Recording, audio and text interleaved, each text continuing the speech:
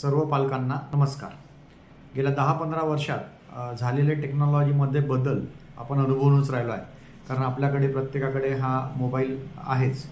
आणि पण मात्र एवढं लक्षात घ्या तुम्ही की पुढच्या 4-5 वर्षांमध्ये टेक्नॉलॉजी बदलांची त्सुनामी येणार आहे। जसं चौथ्या औद्योगिक क्रांतीमध्ये artificial intelligence, machine learning, internet of things किंवा virtual reality, augmented reality, 3D printing अशा बऱ्याचशा टेक्नॉलॉजीचा भरमार आहे। आणि मागच्या 15-20 वर्षांमध्ये टेक्नॉलॉजीमध्ये जे बदल झाले नाही, पुढच्या 4-5 वर्षांमध्ये ते एवढे अपेक्षित आहे।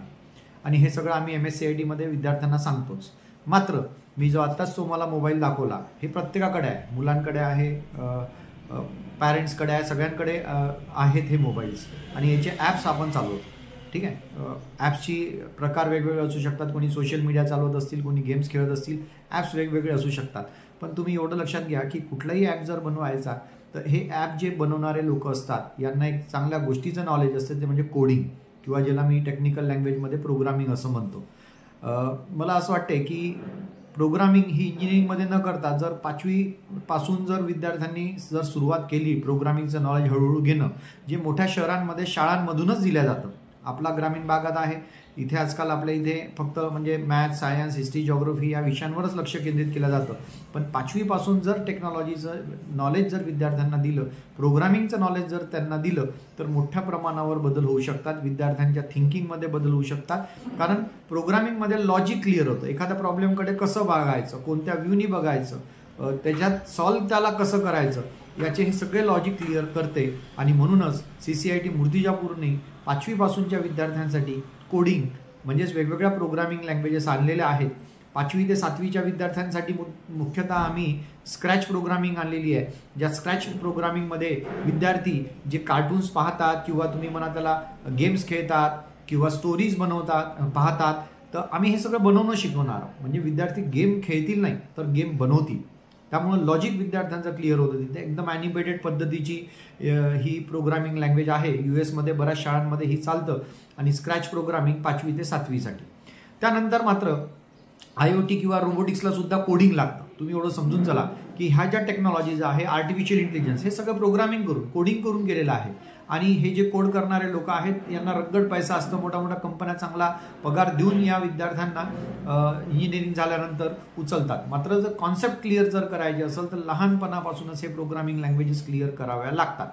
मग आता असं म्हटलं जाते की जसं तुम्ही शाळेमध्ये अल्फाबेट्स A पासून सुरू करता, तसं प्रोग्रामिंग तुम्ही C पासून सुरू करा। तर 7वी 8वीच्या विद्यार्थ्यांना आपण C प्रोग्रामिंग आणलेलं आहे। पहिली object oriented programming C++, C नंतर C++ करता येईल। C++ नंतर ज्याच्या थ्रू ॲप बनवून राहिलेले आहे, ज्याचा सर्वात जास्त आजही डिमांड मार्केटमध्ये आहे, ती म्हणजे जावा प्रोग्रामिंग। तर जावा सुद्धा आपण आणलेला आहे विद्यार्थ्यांसाठी। आणि इतक्यात फार मोठ्या प्रमाणावर वापरल्या जाणारी जी प्रोग्रामिंग लँग्वेज आहे पायथन, तर पायथनचा सुद्धा आपण या कोर्सेसमध्ये समाविष्ट करून आला। एकदम ह्या लँग्वेजेस करायचं काम नाही, टप्प्याटप्प्याने या लँग्वेजेस शिकावं लागतात।